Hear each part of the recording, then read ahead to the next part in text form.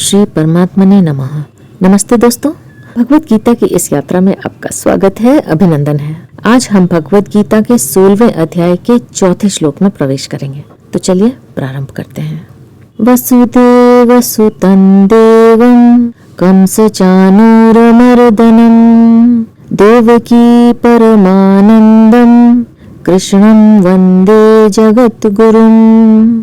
अथ श्रीमद्भगवत गीता षोडशोऽध्यायः। श्री भगवान उवाच दम्भो दर्पोऽभिमानश्च क्रोधः पारुष्यमेव च अज्ञानं चाभिजातस्य पार्थ सम्पदम् आसुरीम्। श्री भगवान बोले, हे पृथानंदन, दंभ करना, घमंड करना और अभिमान करना, क्रोध करना तथा कठोरता रखना और अविवेक का होना भी, ये सभी आसुरी संपदा को प्राप्त हुए मनुष्य के लक्षण हैं। दंभ मान, बड़ाई, पूजा, ख्याति आदि प्राप्त करने के लिए अपनी वैसी स्थिति न होने पर भी वैसी स्थिति दिखाने का नाम दंभ है। यह दंभ दो प्रकार से होता है। एक, सद्गुण सदाचारों को लेकर, यानी अपने को धर्मात्मा, साधक, विद्वान, गुणवान आदि प्रकट करना, अर्थात अपने में वैसा आचरण न होने पर भी अपने में श्रेष्ठ गुणों को लेकर वैसा आचरण दिखाना, थोड़ा होने पर भी ज्यादा दिखाना, भोगी होने पर भी अपने को योगी दिखाना आदि दिखावटी भावों और क्रियाओं का होना, यह सद्गुण सदाचारों को लेकर दंभ है। दूसरा, दुर्गुण दुराचारों को लेकर, जिसका आचरण, खान पान स्वाभाविक अशुद्ध नहीं है, ऐसा व्यक्ति भी जिनके आचरण, खान पान अशुद्ध हैं, ऐसे दुर्गुणी दुराचारी लोगों में जाकर उनको राजी करके अपनी इज्जत जमाने के लिए, मान आदर आदि प्राप्त करने के लिए अपने मन में बुरा लगने पर भी वैसा आचरण, खान पान कर बैठता है। यह दुर्गुण दुराचारों को लेकर दंभ है। तात्पर्य यह है कि जब मनुष्य प्राण, शरीर, धन, संपत्ति, आदर, महिमा आदि को प्रधानता देने लगता है, तब उसमें दंभ आ जाता है। दर्पः घमंड का नाम दर्प है। धन, वैभव, जमीन जायदाद, मकान, परिवार आदि ममता वाली चीजों को लेकर अपने में जो बड़प्पन का अनुभव होता है, वह दर्प है।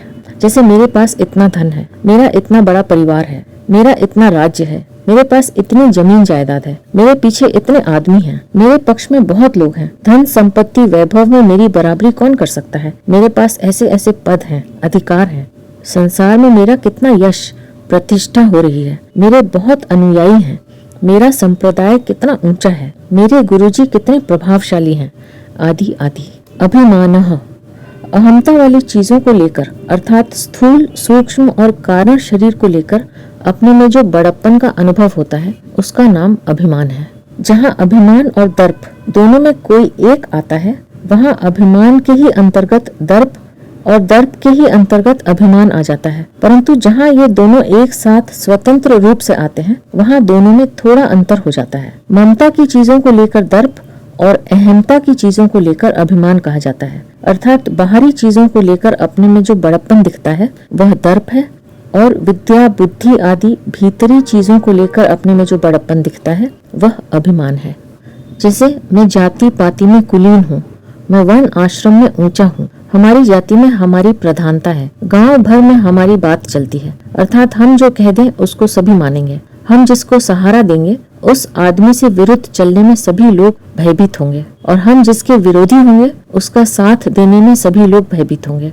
राज दरबार में भी हमारा आदर है, इसलिए हम जो कह देंगे उसे कोई टालेगा नहीं। हम न्याय अन्याय जो कुछ भी करेंगे उसको कोई टाल नहीं सकता, उसका कोई विरोध नहीं कर सकता। मैं बड़ा विद्वान हूँ, मैं अणिमा, महिमा, गरिमा आदि सिद्धियों को जानता हूँ, इसलिए सारे संसार को उथल पुथल कर सकता हूँ, आदि आदि।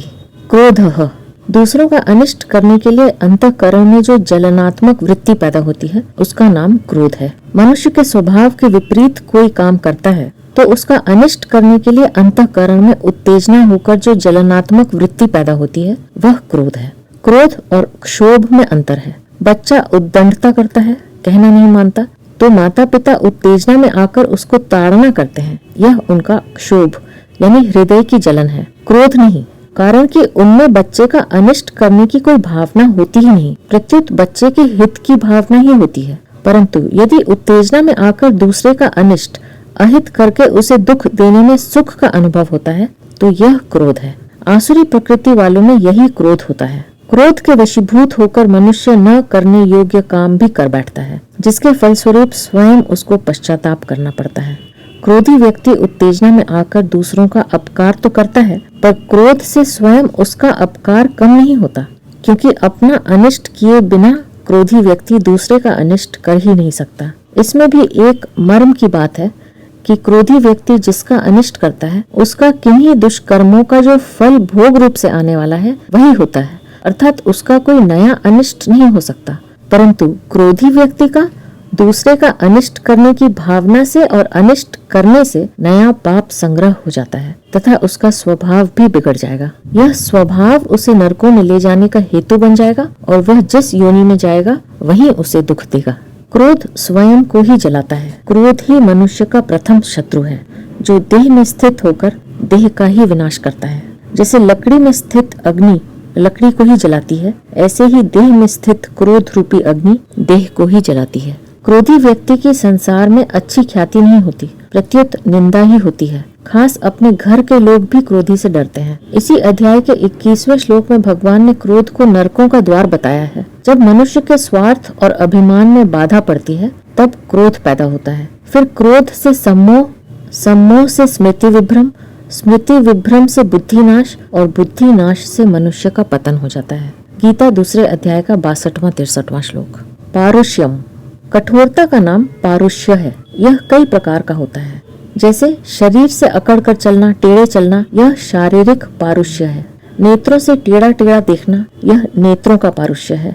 वाणी से कठोर बोलना जिससे दूसरे भयभीत हो जाएं, यह वाणी का पारुष्य है। दूसरों पर आफत, संकट, दुख आने पर भी उनकी सहायता न करके राजी होना आदि जो कठोर भाव होते हैं, यह हृदय का पारुष्य है। जो शरीर और प्राणों के साथ एक हो गए हैं, ऐसे मनुष्यों को यदि दूसरों की क्रिया वाणी बुरी लगती है तो उसके बदले में वे उनको कठोर वचन सुनाते हैं, दुख देते हैं और स्वयं राजी होकर कहते हैं कि आपने देखा कि नहीं, मैंने उसके साथ ऐसा कड़ा व्यवहार किया कि उसके दांत खट्टे कर दिए, अब वह मेरे सामने बोल सकता है क्या। यह सब व्यवहार का पारुष्य है। स्वार्थ बुद्धि की अधिकता रहने के कारण मनुष्य अपना मतलब सिद्ध करने के लिए अपनी क्रियाओं से दूसरों को कष्ट होगा, उन पर कोई आफत आएगी, इन बातों पर विचार ही नहीं करता। हृदय में कठोर भाव होने से वह केवल अपना मतलब देखता है और उसके मन, वाणी, शरीर, बर्ताव आदि में सब जगह कठोरता रहती है। स्वार्थ भाव की बहुत अधिक वृत्ति बढ़ती है तो वह हिंसा आदि भी कर बैठता है, जिससे उसके स्वभाव में स्वाभाविक ही क्रूरता आ जाती है। क्रूरता आने पर हृदय में सौम्यता बिल्कुल नहीं रहती। सौम्यता न रहने से उसके बर्ताव में, लेन देन में स्वाभाविक ही कठोरता रहती है। इसलिए वह केवल दूसरों से रुपए ऐंठने, दूसरों को दुख देने आदि में लगा रहता है। इसके परिणाम में मुझे सुख होगा या दुख, इसका वह विचार ही नहीं कर सकता। अज्ञानम, यहाँ अज्ञान नाम अविवेक का है। अविवेकी मनुष्यों को सत असत, सार असार, कर्तव्य अकर्तव्य आदि का बोध नहीं होता, कारण कि उनकी दृष्टि नाशवान पदार्थों के भोग और संग्रह पर ही लगी रहती है। इसलिए परिणाम पर दृष्टि न रहने से वे यह सोच ही नहीं सकते कि ये नाशवान पदार्थ कब तक हमारे साथ रहेंगे और हम कब तक इनके साथ रहेंगे। पशुओं की तरह केवल प्राण पोषण में ही लगे रहने के कारण वे क्या कर्तव्य है और क्या अकर्तव्य है, इन बातों को नहीं जान सकते और न जानना ही चाहते हैं। ये तत्कालिक संयोग जन्य सुख को ही सुख मानते हैं और शरीर तथा इंद्रियों के प्रतिकूल संयोग को ही दुख मानते हैं। इसलिए वे उद्योग तो सुख के लिए ही करते हैं, पर परिणाम में उनको पहले से भी अधिक दुख मिलता है। फिर भी उनको चेत नहीं होता कि इसका हमारे लिए क्या नतीजा होगा। वे तो मान, बड़ाई, सुख, आराम, धन, संपत्ति आदि के प्रलोभन में आकर न करने लायक कार्य भी करने लग जाते हैं, जिनका नतीजा उनके लिए तथा दुनिया के लिए भी बड़ा अहितकारक होता है। अभिजातस्य पार्थ संपदम आसुरीम, यानी हे पार्थ, ये सब आसुरी संपत्ति को प्राप्त हुए मनुष्यों के लक्षण हैं। मरण धर्मा शरीर के साथ एकता मानकर मैं कभी मरूं नहीं, मैं सदा जीता रहूं और सुख भोगता रहूं, ऐसी इच्छा वाले मनुष्य के अंतःकरण में ये लक्षण होते हैं। 18वें अध्याय के 40वें श्लोक में भगवान ने कहा है कि कोई भी साधारण प्राणी प्रकृति के गुणों के संबंध से सर्वथा रहित नहीं है, इससे सिद्ध होता है कि प्रत्येक जीव परमात्मा का अंश होते हुए भी प्रकृति के साथ संबंध लेकर ही पैदा होता है। प्रकृति के साथ संबंध का तात्पर्य है प्रकृति के कार्य शरीर में मैं मेरे का संबंध यानी तादात्म्य और पदार्थों में ममता, आसक्ति तथा कामना का होना। शरीर में मैं मेरे का संबंध ही आसुरी संपत्ति का मूलभूत लक्षण है। जिसका प्रकृति के साथ मुख्यता से संबंध है उसी के लिए यहाँ कहा गया है कि वह आसुरी संपत्ति को प्राप्त हुआ है। प्रकृति के साथ संबंध जीव का अपना माना हुआ है, अतः वह जब चाहे इस संबंध का त्याग कर सकता है। कारण कि जीव यानी आत्मा चेतन तथा निर्विकार है और प्रकृति जड़ तथा प्रतिक्षण परिवर्तनशील है। इसलिए चेतन का जड़ से संबंध वास्तव में है नहीं, केवल मान रखा है। इस संबंध को छोड़ते ही आसुरी संपत्ति सर्वथा मिट जाती है। इस प्रकार मनुष्य में आसुरी संपत्ति को मिटाने की पूरी योग्यता है। तात्पर्य है कि आसुरी संपत्ति को प्राप्त होते हुए भी वह प्रकृति से अपना सर्वथा संबंध विच्छेद करके आसुरी संपत्ति को मिटा सकता है। प्राणों में मनुष्य का ज्यों-ज्यों मोह होता जाता है त्यों ही त्यों आसुरी संपत्ति अधिक बढ़ती जाती है। आसुरी संपत्ति के अत्यधिक बढ़ने पर मनुष्य अपने प्राणों को रखने के लिए और सुख भोगने के लिए दूसरों का नुकसान भी कर देता है। इतना ही नहीं, दूसरों की हत्या कर देने में भी वह नहीं हिचकता। मनुष्य जब अस्थायी को स्थायी मान लेता है तब आसुरी संपत्ति के दुर्गुण दुराचारों के समूह उसमें आ जाते हैं। तात्पर्य है कि असत का संग होने से असत आचरण, असत भाव और दुर्गुण बिना बुलाए तथा बिना उद्योग किए अपने आप आते हैं, जो मनुष्य को परमात्मा से विमुख करके अधोगति में ले जाने वाले हैं। अब भगवान दैवी और आसुरी दोनों प्रकार की संपत्तियों का फल बताते हैं। दैवी संपद विमोक्षाय निबंधायासुरी मता मा शुचः संपदं दैवी अभिजातोसी पांडव। श्री भगवान बोले दैवी संपत्ति मुक्ति के लिए और आसुरी संपत्ति बंधन के लिए मानी गई है। हे पांडव, तुम दैवी संपत्ति को प्राप्त हुए हो, इसलिए तुम शोक चिंता मत करो। दैवी संपद्वी मोक्षाय, मुझे भगवान की तरफ ही चलना है। यह भाव साधक में जितना स्पष्ट रूप से आ जाता है उतना ही वह भगवान के सम्मुख हो जाता है। भगवान के सम्मुख होने से उसमें संसार से विमुखता आ जाती है। संसार से विमुखता आ जाने से आसुरी संपत्ति के जितने दुर्गुण दुराचार हैं वे कम होने लगते हैं और दैवी संपत्ति के जितने सद्गुण सदाचार हैं वे प्रकट होने लगते हैं। इससे साधक की भगवान में और भगवान के नाम, रूप, लीला, गुण, चरित्र आदि में रुचि हो जाती है। इसमें विशेषता से ध्यान देने की बात है कि साधक का उद्देश्य जितना दृढ़ होगा उतना ही उसका परमात्मा के साथ जो अनादि काल का संबंध है वह प्रकट हो जाएगा और संसार के साथ जो माना हुआ संबंध है वह मिट जाएगा। मिट क्या जाएगा? वह तो प्रतिक्षण मिट ही रहा है। वास्तव में प्रकृति के साथ संबंध है नहीं, केवल इस जीव ने संबंध मान लिया है। इस माने हुए संबंध की सद्भावना पर, अर्थात शरीर ही मैं हूँ और शरीर ही मेरा है, इस सद्भावना पर ही संसार टिका हुआ है। इस सद्भावना के मिटते ही संसार से माना हुआ संबंध मिट जाएगा और दैवी संपत्ति के संपूर्ण गुण प्रकट हो जाएंगे जो कि मुक्ति के हेतु हैं। दैवी संपत्ति केवल अपने लिए ही नहीं है, प्रत्युत मात्र प्राणियों के कल्याण के लिए है। जैसे गृहस्थ में छोटे बड़े बूढ़े आदि अनेक सदस्य होते हैं, पर सबका पालन पोषण करने के लिए गृह स्वामी यानी घर का मुखिया स्वयं उद्योग करता है। ऐसे ही संसार मात्र का उद्धार करने के लिए भगवान ने मनुष्य को बनाया है। वह मनुष्य और तो क्या, भगवान की दी हुई विलक्षण शक्ति के द्वारा भगवान के सम्मुख होकर भगवान की सेवा करके उन्हें भी अपने वश में कर सकता है। भगवान ने ऐसा विचित्र अधिकार उसे दिया है। अतः मनुष्य उस अधिकार के अनुसार यज्ञ, दान, तप, तीर्थ, व्रत, जप, ध्यान, स्वाध्याय, सत्संग आदि जितना साधन समुदाय है उसका अनुष्ठान केवल अनंत ब्रह्मांडों के अनंत जीवों के कल्याण के लिए ही करे और दृढ़ता से यह संकल्प रखते हुए प्रार्थना करे कि हे नाथ, मात्र जीवों का कल्याण हो, मात्र जीव जीवन मुक्त हो जाएं, मात्र जीव आपके अनन्य प्रेमी भक्त बन जाएं। पर हे नाथ, यह होगा केवल आपकी कृपा से। मैं तो केवल प्रार्थना कर सकती हूँ या मैं तो केवल प्रार्थना कर सकता हूँ और वह भी आपकी दी हुई सद्बुद्धि के द्वारा ही। ऐसा भाव रखते हुए अपनी कहलाने वाली शरीर, इंद्रियां, मन, बुद्धि, धन, संपत्ति आदि सभी चीजों को मात्र दुनिया के कल्याण के लिए भगवान के अर्पण कर दे। मात्र जीवों के कल्याण का जो भाव है, यह भाव भी भगवान की ही दी हुई विभूति यानी दैवी संपत्ति है, अपने नहीं है। अपने तो केवल भगवान ही है। ऐसा करने से अपनी कहलाने वाली चीजों की तो संसार के साथ और अपनी भगवान के साथ स्वतः सिद्ध एकता प्रकट हो जाएगी। इसे भगवान ने दैवी संपद्वी मोक्षाय पदों से कहा है। निबंधा यासुरी मता, जो जन्म मरण को देने वाली है, वह सब आसुरी संपत्ति है। जब तक मनुष्य की अहमता का परिवर्तन नहीं होता, तब तक अच्छे अच्छे गुण धारण करने पर वे निरर्थक तो नहीं जाते, पर उनसे उसकी मुक्ति हो जाएगी, ऐसी बात नहीं है। तात्पर्य यह है कि जब तक मेरा शरीर बना रहे, मुझे सुख आराम मिलता रहे, इस प्रकार के विचार अहमता में बैठे रहेंगे, तब तक ऊपर से भरे हुए दैवी संपत्ति के गुण मुक्तिदायक नहीं होंगे। हाँ, यह बात तो हो सकती है कि वे गुण उसको शुभ फल देने वाले हो जाएंगे, ऊंचे लोक देने वाले हो जाएंगे, पर मुक्ति नहीं देंगे। जैसे बीज को मिट्टी में मिला देने पर मिट्टी, जल, हवा, धूप ये सभी उस बीज को ही पुष्ट करते हैं। आकाश भी उसे अवकाश देता है। बीज से उसी जाति का वृक्ष पैदा होता है और उस वृक्ष में उसी जाति के फल लगते हैं। ऐसे ही अहमता यानी मैंपन में संसार के संस्कार रूपी बीज रखते हुए जिस शुभ कर्म को करेंगे, वह शुभ कर्म उन बीजों को ही पुष्ट करेगा और उन बीजों के अनुसार ही फल देगा।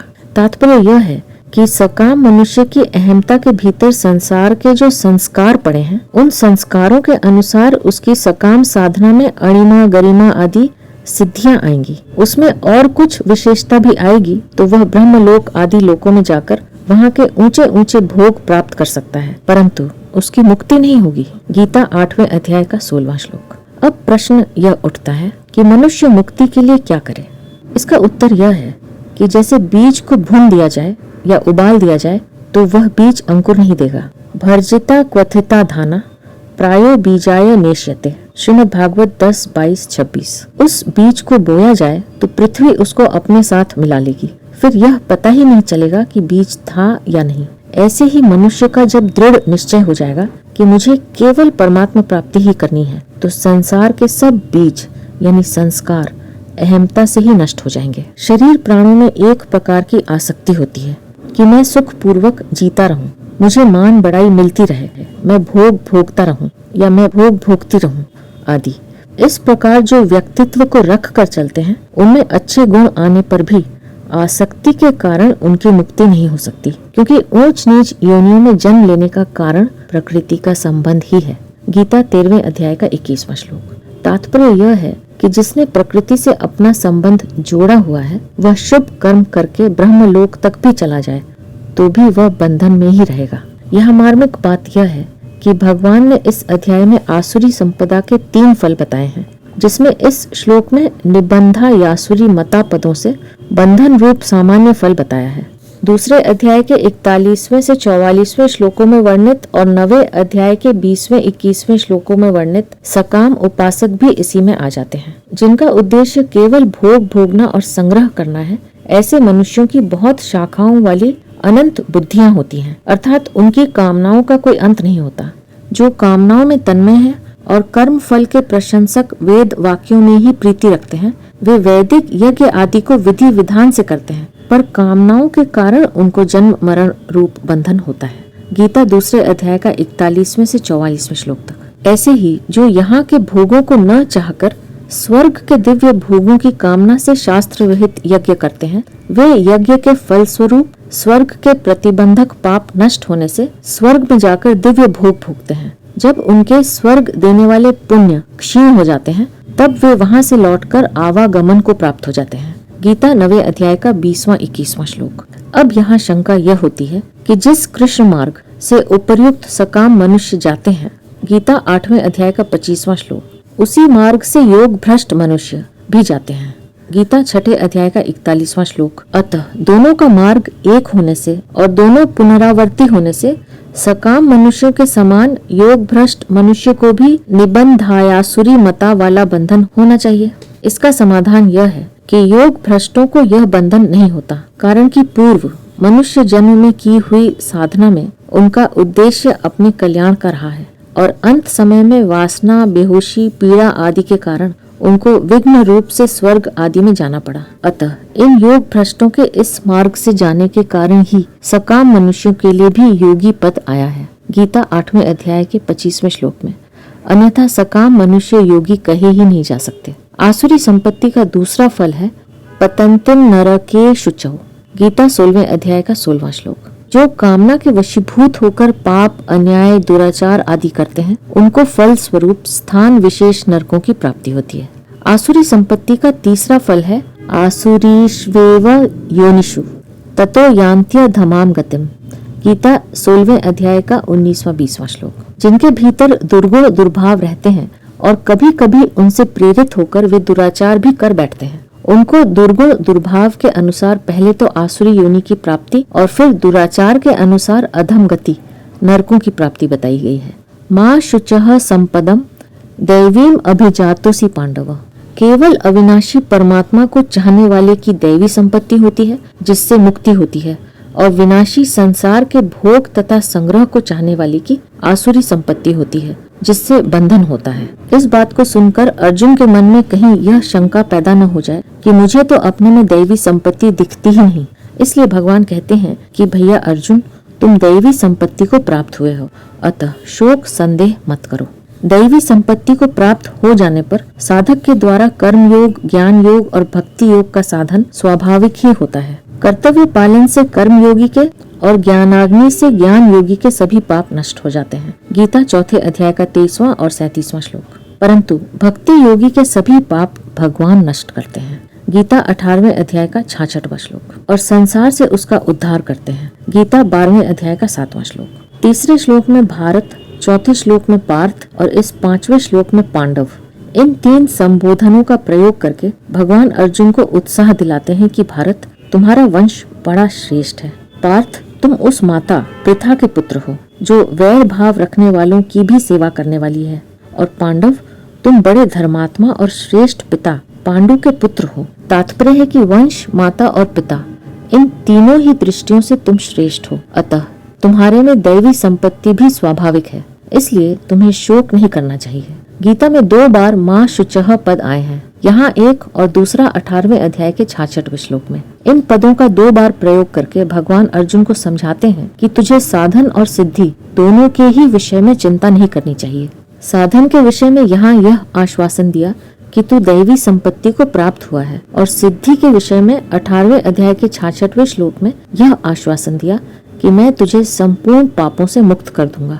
तात्पर्य यह है कि साधक को अपने साधन में जो कमियां दिखती हैं, उनको तो वह दूर करता रहता है, पर कमियों के कारण उसके अंतःकरण में नम्रता के साथ एक निराशा सी रहती है कि मुझ में अच्छे गुण कहाँ हैं जिससे साधक की प्राप्ति हो। साधक की इस निराशा को दूर करने के लिए भगवान अर्जुन को साधक मात्र का प्रतिनिधि बनाकर उसे यह आश्वासन देते हैं कि तुम साधन और साध्य के विषय में चिंता शोक मत करो, निराश मत हो।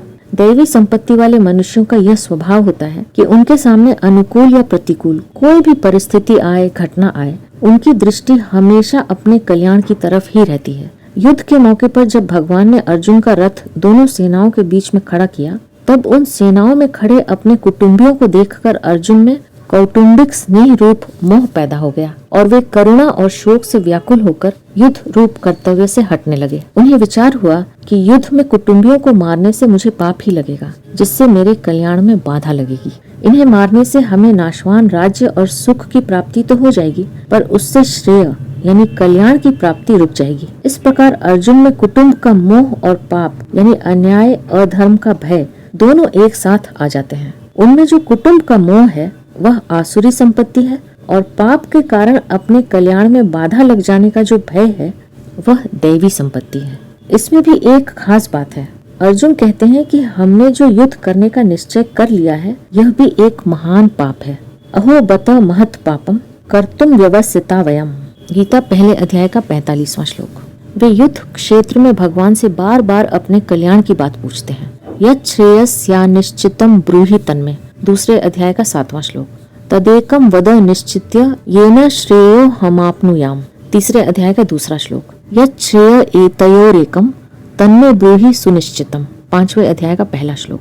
यह उनमें दैवी संपत्ति होने के कारण ही है। इसके विपरीत जिनमें आसुरी संपत्ति है, ऐसे दुर्योधन आदि में राज्य और धन का इतना लोभ है कि वे कुटुंब के नाश से होने वाले पाप की तरफ देखते ही नहीं। पहले अध्याय का 48वां श्लोक। इस प्रकार अर्जुन में दैवी संपत्ति आरंभ से ही थी। मोह रूप आसुरी संपत्ति तो उनमें आगंतुक रूप से आई थी, जो आगे चलकर भगवान की कृपा से नष्ट हो गई। नष्टो मोह स्मृति लब्धा त्वत् प्रसादान मया च्युत। 18वें अध्याय का 73वां श्लोक। इसलिए यहाँ भगवान कहते हैं कि भैया अर्जुन, तू चिंता मत कर, क्योंकि तू दैवी संपत्ति को प्राप्त हुआ है। अर्जुन को अपने में दैवी संपत्ति नहीं दिखती, इसलिए भगवान अर्जुन से कहते हैं कि तुम्हारे में दैवी संपत्ति प्रकट है, कारण कि जो श्रेष्ठ मनुष्य होते हैं उनको अपने में अच्छे गुण नहीं दिखते और अवगुण उनमें रहते नहीं। अपने में गुण न दिखने का कारण यह है कि उनकी गुणों के साथ अभिन्नता होती है। जैसे आँख में लगा हुआ अंजन आँखों को नहीं दिखता, क्योंकि वह आँखों के साथ एक हो जाता है। ऐसे ही दैवी संपत्ति के साथ अभिन्नता होने पर गुण नहीं दिखते। जब तक अपने में गुण दिखते हैं तब तक गुणों के साथ एकता नहीं हुई है।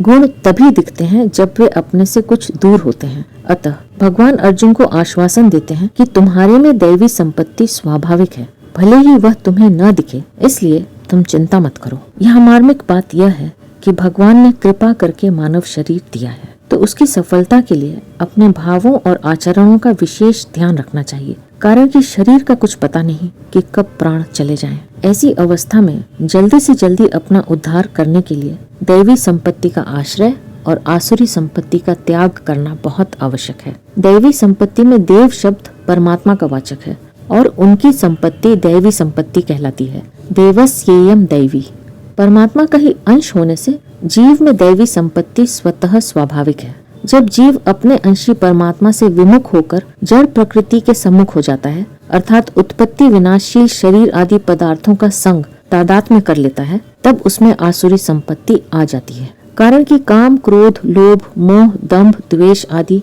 जितने भी दुर्गुण दुराचार हैं, वे सब के सब नाशवान के संग से ही पैदा होते हैं। जो प्राणों को बनाए रखना चाहते हैं, प्राणों में ही जिनकी रति है, ऐसे प्राण पोषण परायण लोगों का वाचक असुर शब्द है। असुषु प्राणीषु रमन्ते इति असुराः।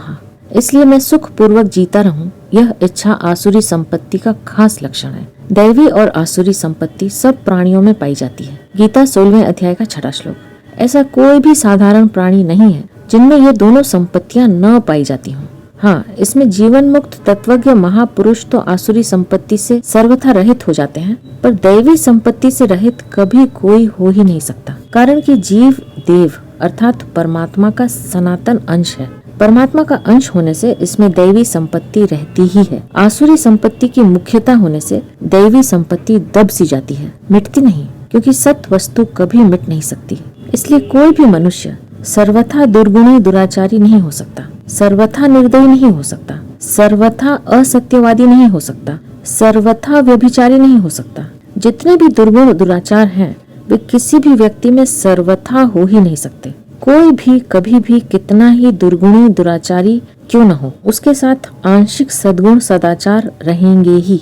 दैवी संपत्ति प्रकट होने पर आसुरी संपत्ति मिट जाती है, क्योंकि दैवी संपत्ति परमात्मा की होने से अविनाशी है और आसुरी संपत्ति संसार की होने से नाशवान है। सच्चिदानंद स्वरूप परमात्मा का अंश होने से मैं सदा जीता रहूं, अर्थात कभी मरूं नहीं, मैं सब कुछ जान लूं, अर्थात कभी अज्ञानी न रहूं, मैं सर्वथा सुखी रहूं, अर्थात कभी दुखी न हूं। इस तरह सत्य चित्त आनंद की इच्छा प्राणी मात्र में रहती है, पर उससे भूल यह होती है कि मैं रहूं तो शरीर सहित रहूं, मैं जानकार बनूं तो बुद्धि को लेकर जानकार बनूं, मैं सुख लूं तो इंद्रियों और शरीर को लेकर सुख लूं। इस तरह इन इच्छाओं को नाशवान संसार से ही पूरा करना चाहता है। इस प्रकार प्राणों का मोह होने से आसुरी संपत्ति रहती ही है। इसमें एक मार्मिक बात है कि प्राणी में नित्य निरंतर रहने की इच्छा होती है, तो यह नित्य निरंतर रह सकता है, और मैं मरूं नहीं यह इच्छा होती है, तो यह मरता नहीं। जीता रहना अच्छा लगता है, तो जीते रहना इसका स्वाभाविक है, और मरने से भय लगता है, तो मरना इसका स्वाभाविक नहीं है। ऐसे ही अज्ञान बुरा लगता है, तो अज्ञान इसका साथी नहीं है। दुख बुरा लगता है, तो दुख इसका साथी नहीं है। इससे सिद्ध होता है कि इसका स्वरूप सत है, असत इसका स्वरूप नहीं है। सत स्वरूप होकर भी यह असत को क्यों चाहता है? इसका कारण यह है कि इसने नष्ट होने वाले असत शरीर को मैं तथा मेरा मान लिया है और उनमें आसक्त हो गया है। तात्पर्य यह है कि असत को स्वीकार करने से स्वयं सत होते हुए भी सत की इच्छा होती है। जड़ता को स्वीकार करने से स्वयं ज्ञान स्वरूप होते हुए भी ज्ञान की इच्छा होती है। दुख रूप संसार को स्वीकार करने से स्वयं सुख रूप होते हुए भी सुख की इच्छा होती है, पर उसकी पूर्ति भी असत जड़ दुख रूप संसार के द्वारा ही करना चाहता है। तादात्म्य के कारण यह शरीर को ही रखना चाहता है, बुद्धि से ही ज्ञानी बनना चाहता है, शरीर से ही श्रेष्ठ और सुखी बनना चाहता है, अपने नाम और रूप को ही स्थायी रखना चाहता है, अपने नाम को तो मरने के बाद भी स्थायी रखना चाहता है। इस प्रकार असत के संग से आसुरी संपत्ति आती है। ऐसे ही असत के संग का त्याग करने से आसुरी संपत्ति नष्ट हो जाती है और दैवी संपत्ति प्रकट हो जाती है। जब सत्संग, स्वाध्याय आदि के द्वारा मनुष्य में परमात्मा प्राप्ति करने का विचार होता है, तब वह इसके लिए दैवी संपत्ति को धारण करना चाहता है। दैवी संपत्ति को वह कर्तव्य रूप से उपार्जित करता है कि मुझे सत्य बोलना है, मुझे अहिंसक बनना है, मुझे दयालु बनना है, आदि आदि। इस प्रकार जितने भी दैवी संपत्ति के गुण हैं, उन गुणों को वह अपने बल से उपार्जित करना चाहता है। यह सिद्धांत है कि कर्तव्य रूप से प्राप्त की हुई और अपने बल पुरुषार्थ से उपार्जित की हुई चीज स्वाभाविक नहीं होती, प्रत्युत कृत्रिम होती है। इसके अलावा अपने पुरुषार्थ से उपार्जित मानने के कारण अभिमान आता है कि मैं बड़ा सत्यभाषी हूँ, मैं बड़ा अच्छा आदमी हूँ, आदि। जितने भी दुर्गुण दुराचार हैं, सब के सब अभिमान की छाया में रहते हैं और अभिमान से ही पुष्ट होते हैं। इसलिए अपने उद्योग से किया हुआ जितना भी साधन होता है, उस साधन में अहंकार ज्यों का त्यों रहता है और अहंकार में आसुरी संपत्ति रहती है। अतः जब तक वह दैवी संपत्ति के लिए उद्योग करता रहता है, तब तक आसुरी संपत्ति छूटती नहीं। अंत में वह हार मान लेता है अथवा उसका उत्साह कम हो जाता है, उसका प्रयत्न मंद हो जाता है और मान लेता है कि यह मेरे वश की बात नहीं है। साधक की ऐसी दशा क्यों होती है? कारण कि उसने अभी तक यह जाना नहीं कि आसुरी संपत्ति मेरे में कैसे आई। आसुरी संपत्ति का कारण क्या है? नाशवान का संग। इसका संग जब तक रहेगा तब तक आसुरी संपत्ति रहेगी ही। वह नाशवान के संग को नहीं छोड़ता तो आसुरी संपत्ति उसे नहीं छोड़ती, अर्थात आसुरी संपत्ति से वह सर्वथा रहित नहीं हो सकता। इसलिए यदि वह दैवी संपत्ति को लाना चाहे तो नाशवान जड़ के संग का त्याग कर दे। नाशवान के संग का त्याग करने पर दैवी संपत्ति स्वतः प्रकट होगी, क्योंकि परमात्मा का अंश होने से परमात्मा की संपत्ति उसमें स्वतः सिद्ध है, कर्तव्य रूप से उपार्जित नहीं करनी है। इसमें एक और मार्मिक बात है कि दैवी संपत्ति के गुण स्वतः स्वाभाविक रहते हैं, इन्हें कोई नहीं छोड़ सकता। इसका पता कैसे चले? जैसे कोई विचार करे कि मैं सत्य ही बोलूंगा तो वह उम्र भर सत्य बोल सकता है, परंतु कोई विचार करे कि मैं झूठ ही बोलूंगा तो वह 8 पहर भी झूठ नहीं बोल सकता। सत्य ही बोलने का विचार होने पर वह दुख भोग सकता है, पर झूठ बोलने के लिए बाध्य नहीं हो सकता। परंतु झूठ ही बोलूंगा ऐसा विचार होने पर तो खाना पीना बोलना चलना उसके लिए मुश्किल हो जाएगा। भूख लगी और झूठ बोले कि भूख नहीं है तो जीना मुश्किल हो जाएगा। ऐसी प्रतिज्ञा ले कि झूठ बोलने से बेशक मर जाऊं पर झूठ ही बोलूंगा, तो यह प्रतिज्ञा सत्य हो जाएगी। अतः या तो प्रतिज्ञा भंग होने से सत्य आ जाएगा या प्रतिज्ञा सत्य हो जाएगी। सत्य कभी छूटेगा नहीं, क्योंकि सत्य मनुष्य मात्र में स्वाभाविक है। इस तरह दैवी संपत्ति के जितने भी गुण हैं, सबके विषय में ऐसी ही बात है। वे तो नित्य रहने वाले और स्वाभाविक हैं। केवल नाशवान के संग का त्याग करना है। नाशवान का संग अनित्य और अस्वाभाविक है। आसुरी संपत्ति आगंतुक है, दुर्गुण दुराचार बिल्कुल ही आगंतुक है। कोई आदमी प्रसन्न रहता है तो लोग ऐसा नहीं कहते कि तुम प्रसन्न क्यों रहते हो, पर कोई आदमी दुखी रहता है तो सब कहते हैं कि दुखी क्यों रहते हो, क्योंकि प्रसन्नता स्वाभाविक है और दुख अस्वाभाविक यानी आगंतुक है। इसलिए अच्छे आचरण करने वाले को कोई नहीं कहता कि तुम अच्छे आचरण क्यों करते हो, पर बुरे आचरण करने वाले को सब कहते हैं कि तुम बुरे आचरण क्यों करते हो। अतः सद्गुण सदाचार स्वतः रहते हैं और दुर्गुण दुराचार संग से आते हैं, इसलिए आगंतुक है। अर्जुन में दैवी संपत्ति विशेषता से थी। जब उनमें कायरता आ गई तब भगवान ने आश्चर्य से कहा कि तेरे में यह कायरता कहाँ से आई? दूसरे अध्याय का 2-3 श्लोक। तात्पर्य यह है कि अर्जुन में यह दोष स्वाभाविक नहीं आगंतुक है। पहले उनमें यह दोष नहीं था। अर्जुन आगे कहते हैं कि जिससे मेरा निश्चित कल्याण हो ऐसी बात कहिए। दूसरे अध्याय का 7वां, तीसरे अध्याय का 2 और 5वें अध्याय का पहला श्लोक। युद्ध के प्रसंग में भी अर्जुन में मेरा कल्याण हो जाए यह इच्छा थी। तो इससे प्रतीत होता है कि अर्जुन के स्वभाव में पहले से ही दैवी संपत्ति थी। वे अर्जुन विचार करते हैं कि मुझे दैवी संपत्ति प्राप्त है कि नहीं, मैं उसका अधिकारी हूँ कि नहीं। अतः उसे आश्वासन देते हुए भगवान कहते हैं कि तू शोक मत कर, तू दैवी संपत्ति को प्राप्त है। माँ शुचः संपदम दैवीम अभिजातोसी पांडव। सत और असत यानी चेतन और जड़ के तादात्म्य से अहम भाव पैदा होता है।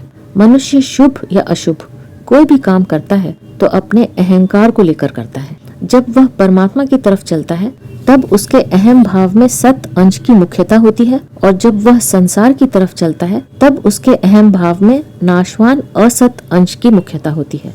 सत अंश की मुख्यता होने से वह दैवी संपत्ति का अधिकारी कहा जाता है, और असत अंश की मुख्यता होने से वह उसका अनअधिकारी कहा जाता है। असत अंश को मिटाने के लिए ही मानव शरीर मिला है। अतः मनुष्य निर्बल नहीं है, पराधीन नहीं है, प्रत्युत यह सर्वथा सबल है, स्वाधीन है। नाशवान असत अंश तो सबका मिटता ही रहता है, पर वह उससे अपना संबंध बनाए रखता है, यह भूल होती है। नाशवान से संबंध बनाए रखने के कारण आसुरी संपत्ति का सर्वथा अभाव नहीं होता।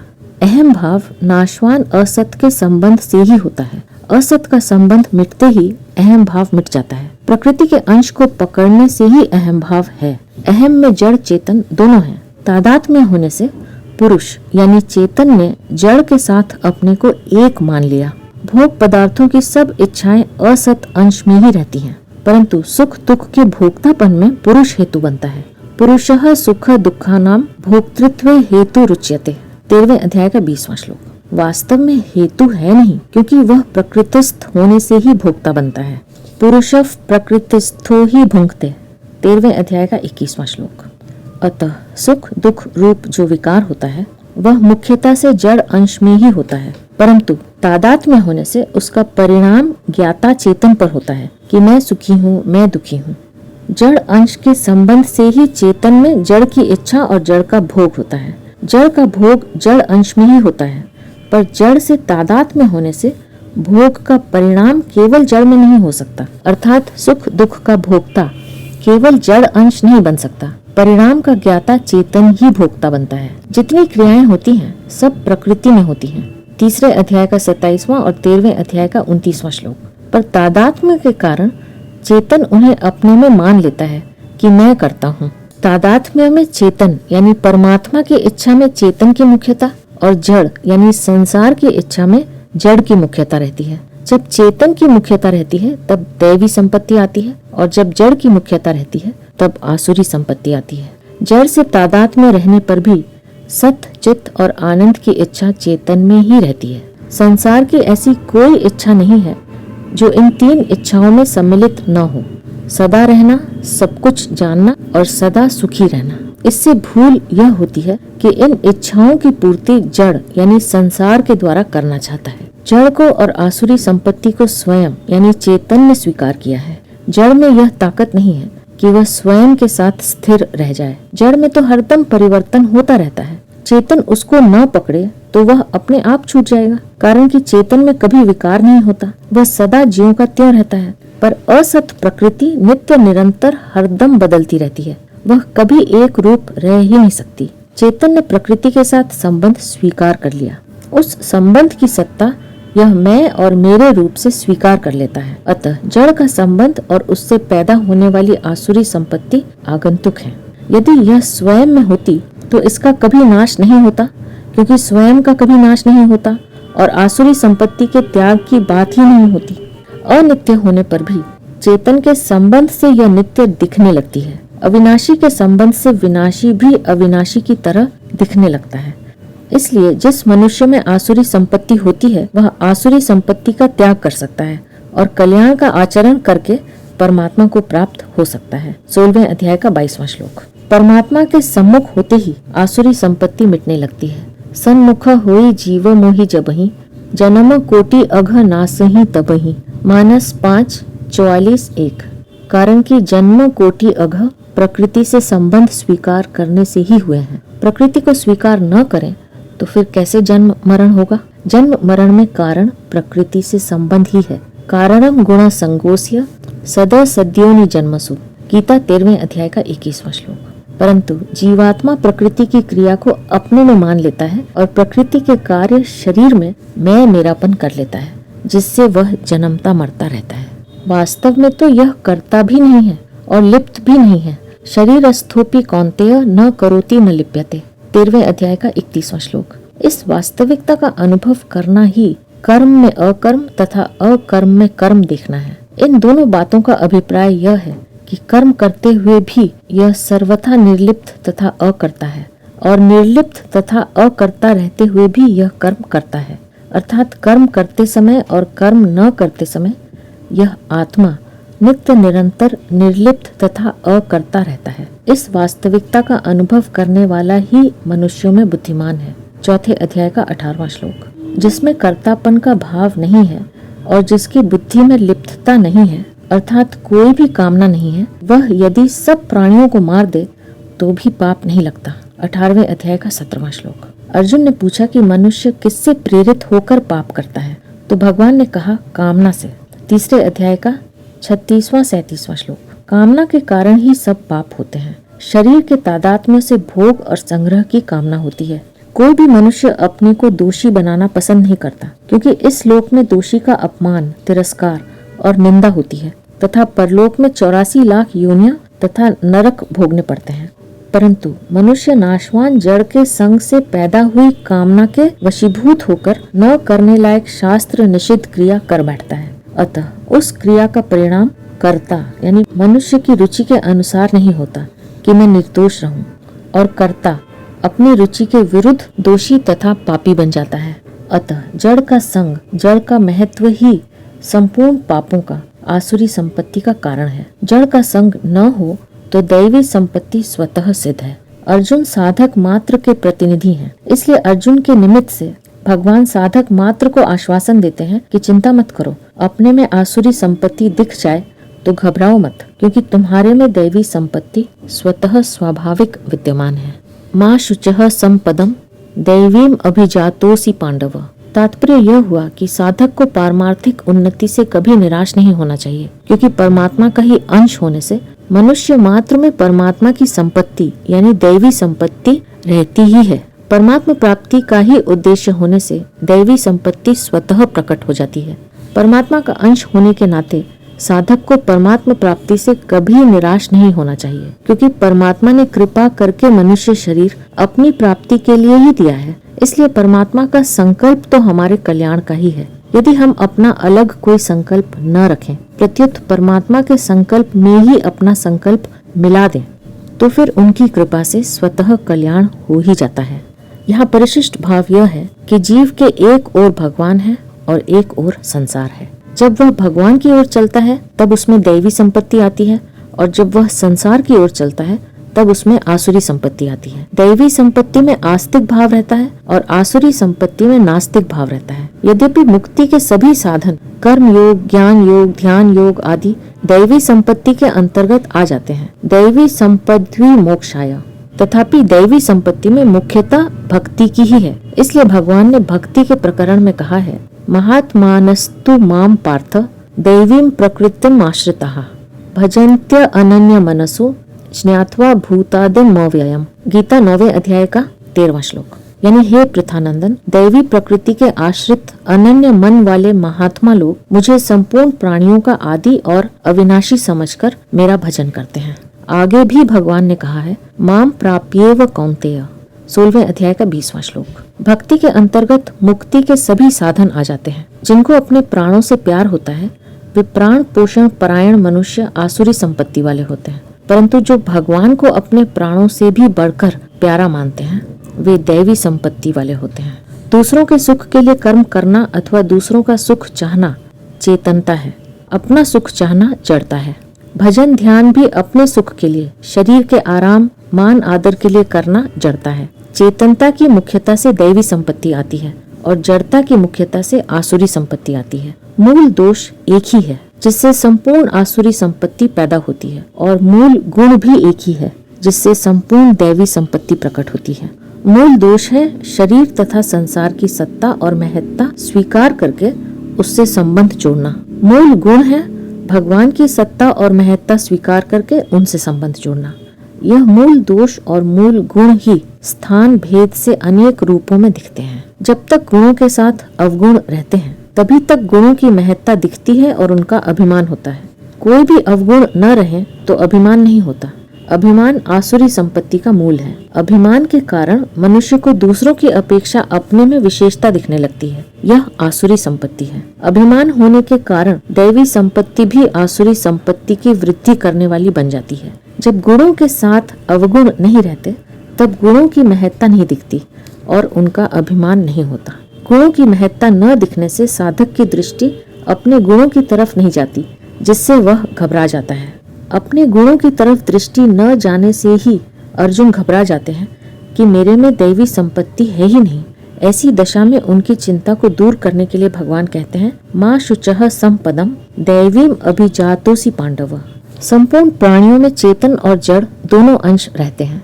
उनमें से कई प्राणियों का जड़ता से विमुख होकर चेतन यानी परमात्मा की ओर मुख्यता से लक्ष्य रहता है और कई प्राणियों का चेतन से विमुख होकर जड़ता यानी भोग और संग्रह की ओर मुख्यता से लक्ष्य रहता है। इस प्रकार चेतन और जड़ की मुख्यता को लेकर प्राणियों के दो भेद हो जाते हैं, जिनको भगवान आगे के श्लोक में बताते हैं, जिन्हें लेकर हम अपनी अगली प्रस्तुति में फिर उपस्थित होंगे। अब मैं आपसे आज्ञा लूंगी। आप अपना ध्यान रखिए, हमेशा खुश रहिए, मुस्कुराते रहिए।